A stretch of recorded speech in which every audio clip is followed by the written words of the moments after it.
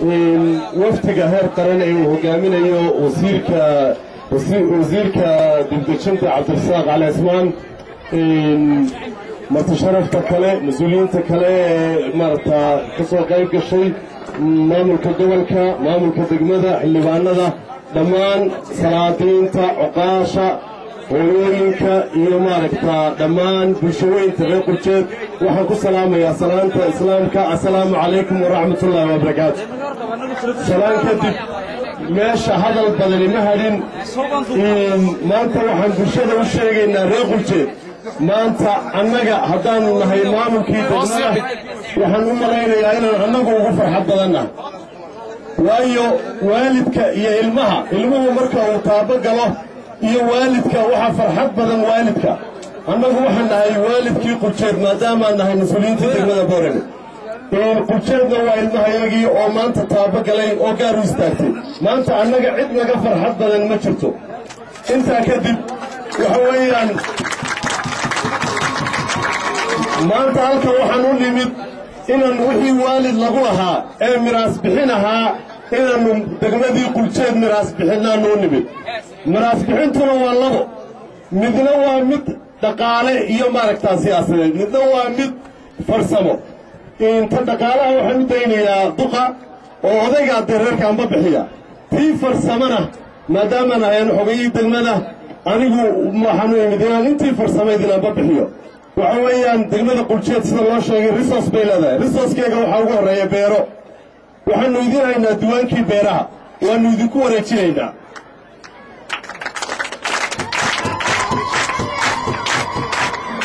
intaa kadib waxa weeyaan waxaannu idin tilmaamaynaa weliba halka dhaqaalaha aad ka bilaabaysaan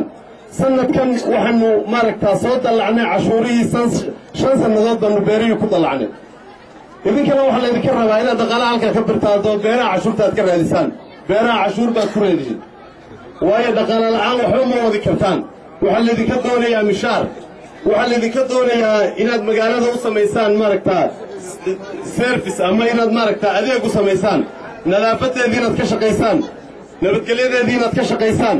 shaqaalihii maanta halka joogana siduu ibraahim idinku sheegay xilkeegii mas-uuliyaddeedu idinku idin fuulaya mishaarkoogii inaad raadisaan baa la doonayaa sidaad mishaarka ku helaysaanna waa inaad cashuurihii bilaabataan idinkoo madax bannaan oo aad maaragtaa u hawlgashaan wax badan oo kale idin odhan maayo cadceed baa taagantihiin wakhtiguna aad buu cidhiidhi u yahay waxa weeyaan maanta waajibaadkii aad xukuumadda ku lahaydeen ee ahayd inay degmadiinnii laydin magacaabasho sharciya waad hesheen annaga degma ahaanna inaannu xuduuddiinnii iyo wixii aannu idiin haynay idinku miraas bixinnana waad heshaan inaad degmo sii noqotaan se idinkay idinku xidhan tahay sidaad uga hawlgalaysaan oday iyo dhallinyar iyo haween iyo maamulba idinkaa la idinka fadhiyaa inaad ku soo noqotaan tuuladii degmada boorama maamulaysay iyo inaad degmo noqotaanna gacantiinay ku xidhan tahay wixii alla wixii aan annagu idiin haynana diyaar baannu idiinna wasalaamu calaykum waraxmatullahi wabarakaatu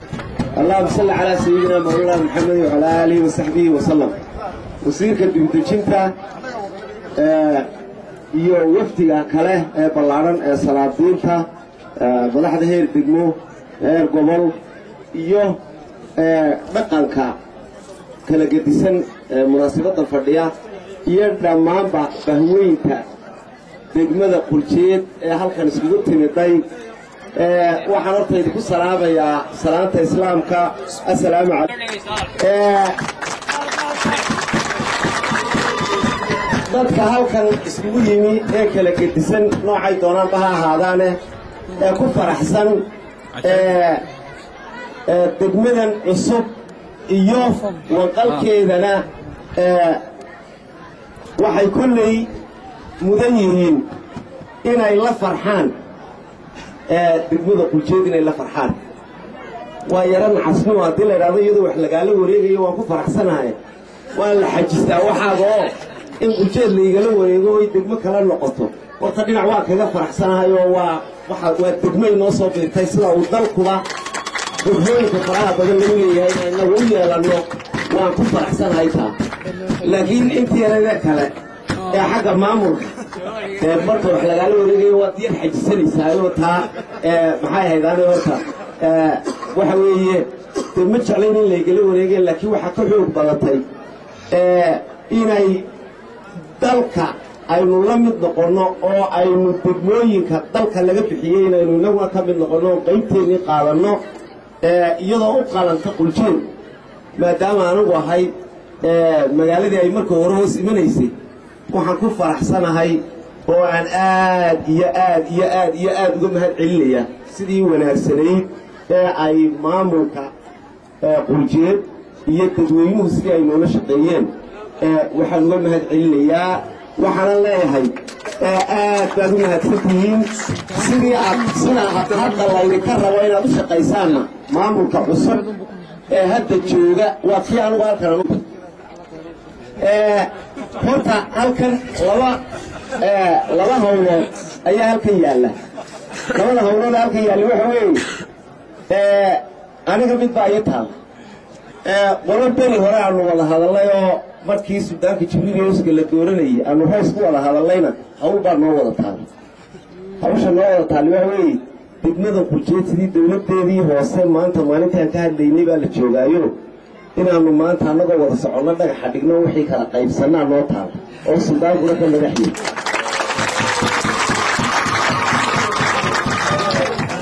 xukuumaddana mid baa u taallo oo agabkii dawladnimo ee degma lahayd oo ay wasiirku ka kow yahayna waxaa u yaalla iyo xildhibaanada qaranku inaynu marka ama la munaasib bixinayo wixii baa la kala sheegsheegaayo ridaa casay adigaa leh kaa kale adigaa le baa laydhaha maanta waynu kala sheegsheegaynaa waxaynu odhanaynaa intaanu leenahay waanu ka qaadanayna intaa la kala leeyahayna inta quljeed leedahayna waynu isku sheegaynaa maantaynu isku sheegayna waxaa ii farxada horta runtii sidaa aynu imikaba hadalku aan u dhignay maalintaynu rays fadhina waxaynu ku ballannay dee horta tuulooyinku inta badan xarun dawlado hoose ma leh laakiin maalintii aynu hadal haynay suldaan abubakar way naga maqnaa maraykan buu joogay laakiin odayada jibriil yoonis ee goynaya arrinta suldaanka ayaa qaadanay waxaanu nidhi annagu dhagaxana waanu dhigaynaa sayskana waanu ku ridaynaa dee maalintii maanta ahayd oo degmadeedii maanta lagu dhawaaqayaa maxay adaanay aanu wareejinaynaa maadaama aanu wareejinayna waynu israacaynaayo horta meeshii dawladda hoose aynu dhagaxa dhigaynaa kow waynu kala qaadanaynaa laba sida loo kala qaadanayo midda kale waxaan leeyahay buljeedna mid baan leeyahay dee qoladan xukuumaddana oo aniga midna oo agabkii kale iyo wixii baa looga baahan yahay baa le buljeedna mid baan leeyahay waxaan leeyahay adeer meeshani horta haddii dawladda degmada boorame ay degmada quljeed ayna si fiican u badhiitaalayn iyo haddii ay wax la qabsanaysayba anoo aad idinka mahad celinayo wada shaqaynteennii dheerayd waxaan leeyahay maanta quljeedna mid baa looga fadhiyaa midda looga fadhiyana waxa weeye cashuur baa laydinka fadhiyaa cashuurtaasi haddaad bixin weydaan maanta waxaan idinku wareejinayaa shaqaalihii quljeed ku qornaayoo 5 qofa oo ay ka kow yihiin iskoolkan aynu joogno waashmaanada labada ah ee jooga maanta wixii ka dambeeya waan idinku soo wareejinayaa idinkay idinku soo wareegayaan wixii yaraa la siinay idinkaa laydinka rabaa 3 shaqaale ah oo kaloo dawladda hoose oo jooga maxay ahayn quljeedna idinkay idinku soo wareegayaan annaga waxaa naga soo gaadhi jiray lacagta cashuurta dawladda hoose ee maxay ahayn quljeed naga soo gaadha labadii sannadood ee ugu dambaysay haddaynu sheegno dee gaadhi mayso maxay haydaanay annagii guddoomiyihii waanu isogna bixin mayso shaqaalaha halkan jooga bixin mayso maadaama aanay bixinayn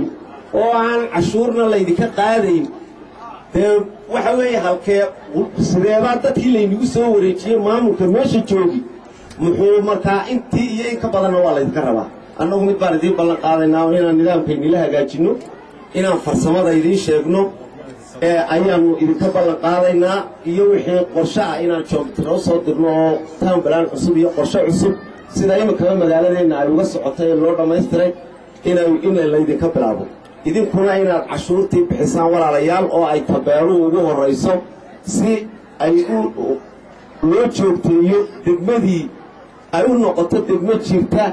haddii aanay noqonayn dee inaadee maanta haygala hadhinayii daaya maxay adaan hayga tirsanaatee waa reer quljeedow degmadiima waxaad iiga reebaysin inaad cashuurteedu bixisiin مساعدة فردين بات كديسي ماذا ريا كورونا ما قول شيء هلا مقله ما حتى سوا هوس بوجه الله كورونا كويس كوبيني وحلا هاي إلى خير كاين وافجيو سنة بشبشية برواقي لهاي نقول جارسيو أي نسكت عينه والسلام عليكم ورحمة الله وبركاته. وفي وقالوا مصير كتير جنتا ما يركع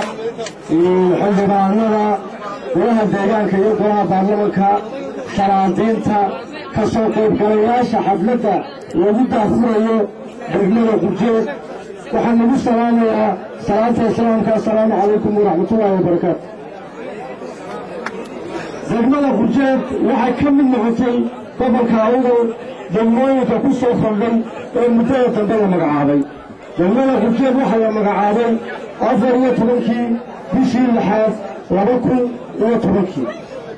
برجلنا قرجيت waxaa jira degmooyin kale oo ka mid yihiin boon xariirad galbadadar oo sanadii awla ka mid ah waxaa looga baahan yahay inay tartan gasho xil weyn baan maanta soo saarnay dadka reer qurjeed waxaan ku dardaarayaa inay bixiyaan cashuurta dowladda looga baahan yahay dalba waxay wax ku noqon kartaa marka ay bixiso cashuurteeda ama ay horumar ku gaaraysaa haddiise la bixin waayo cashuurta tartan baa jiri doona degmooyinka iyo gobollada ah degmadii soo bixi weyda waxaa lagala noqonayaa degmanimada taa waxaan ku dardaarayaa reer qurjeed ta kale waxay ka dhawaajiyeen guddoomiyaha degmada ee cusub inuu u baahan yahay dadka roob siiyo roob wanaagsan u liso ay kaga baahi baxaan gacanta bini'aadanka waxaa leeyahay qurjeeday xil weyn baa nisaaray xilka ka soo baxa iminkana waxaan ku soo dhaweynayaa sida xafladda inoogu xiro wasiirka dibudejinta ku soo dhow saacada tawsiir bismillaahi raxmaani raxiim gudoomiyaha kusimaha gudoomiyaha maamulka gobolka awdal duqa magaalada